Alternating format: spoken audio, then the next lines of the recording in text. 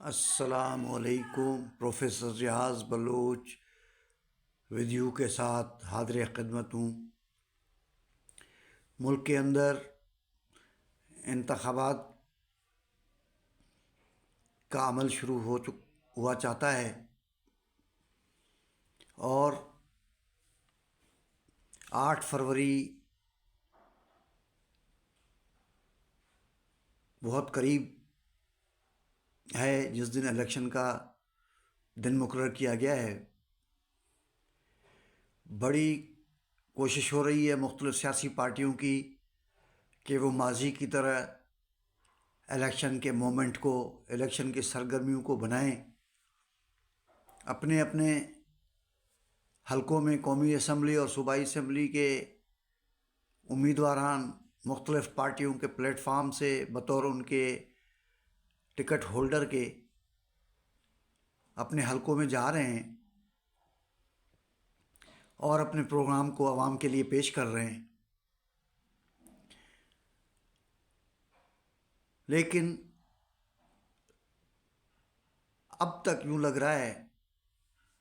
کہ وہ مومنٹم جو الیکشن کے سرگرمیوں کے کلچر کو بناتا ہے، الیکشن کو عوامی سرگرمیوں کے ذریعے ایک خوبصورت اور دلچسپ ایک ایونٹ بناتا ہے، وہ عنصر غائب ہے۔ اب اس کی کئی وجوہات ہو سکتی ہیں۔ لوگوں کی معاشی پسماندگی ہو سکتی ہے، لوگوں کے پاس غم روزگار کے علاوہ کوئی اور ایکٹیویٹی ان کے لیے شاید سودمند نہیں ہے، سیاسی عمل سے بیزاری ہو سکتی ہے، سماجی بیگانگی ہو سکتی ہے، یا ناراضگی ہو سکتی ہے سیاسی پارٹیوں سے، یا اسٹیبلشمنٹ کی طرف سے اور تجزیہ نگاروں کی طرف سے، میڈیا جو چینلز ہیں اس کی طرف سے مسلسل ایسی گفتگو یا ایسی باتیں جس سے ابہام بہت زیادہ پیدا ہو رہا ہے کہ الیکشن ہوگا یا نہیں ہوگا، یہ بھی وجہ ہو سکتی ہے۔ لیکن جو سب سے اہم وجہ ہے وہ یہ ہے کہ اس وقت جو پولیٹیکل پارٹیاں میدان میں ہیں وہ تقریباً ساری کی ساری کسی نہ کسی طریقے سے اقتدار میں رہی ہیں۔ اب لوگ ان پارٹیوں کا جائزہ لینے کے لیے،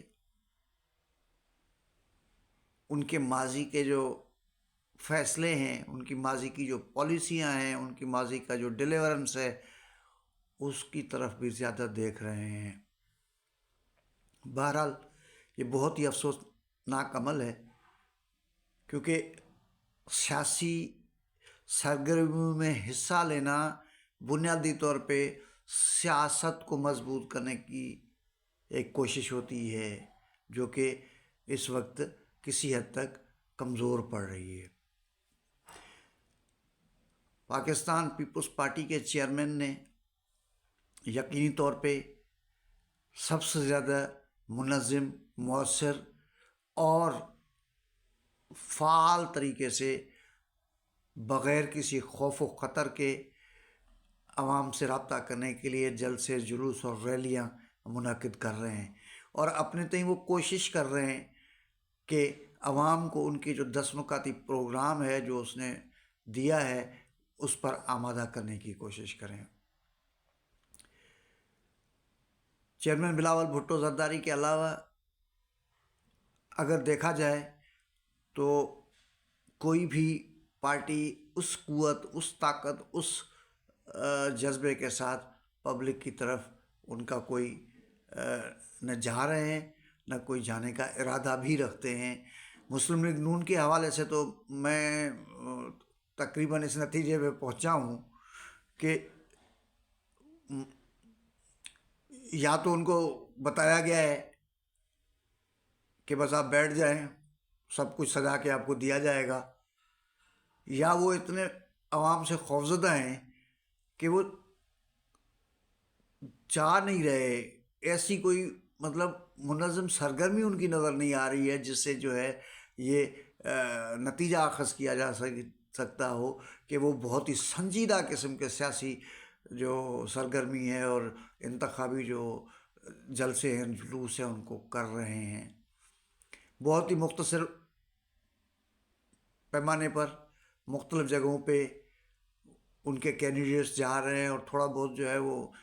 محترمہ مریم صاحبہ بھی فعال نظر آتی ہیں، لیکن وہ کریج نظر نہیں آ رہا، وہ حوصلہ نظر نہیں آ رہا، وہ جو ہے وہ ایک انیشیٹو ہوتی ہے وہ اس کا بہت زیادہ فقدان ہے، ساتھ ہی ساتھ جو ہے ان کے پاس کوئی ایسا پروگرام بھی نہیں ہے۔ مطلب یہ کیا بات ہوئی کہ وہ میاں نواز شریف آئے ہیں تو سب بدل دیں گے؟ بھائی کیسے بدل دیں گے؟ کون سا ان کے پاس کون سی گدڑ سنگھی ہے کہ اس کے ذریعے سے وہ بدل دیں گے؟ عوام کو پہلے تو یہ بتائیں کہ جس طرح کا آپ پروگرام جو ہے نا وہ لوگوں کو دے رہے ہیں، جو کہ خود ایک غیر واضح پروگرام ہے، لیکن اس سب کے لیے بھی وسائل کہاں سے لائیں گے؟ آپ قرضے کیسے اتاریں گے؟ آپ ڈیٹ سروس جو ہے وہ جو بجلی کے جو جو پرائیویٹ کمپنیاں ہیں ان کا جو قرضہ چڑھ گیا ہے 55 ارب روپے سے زیادہ، اس کو کیسے آپ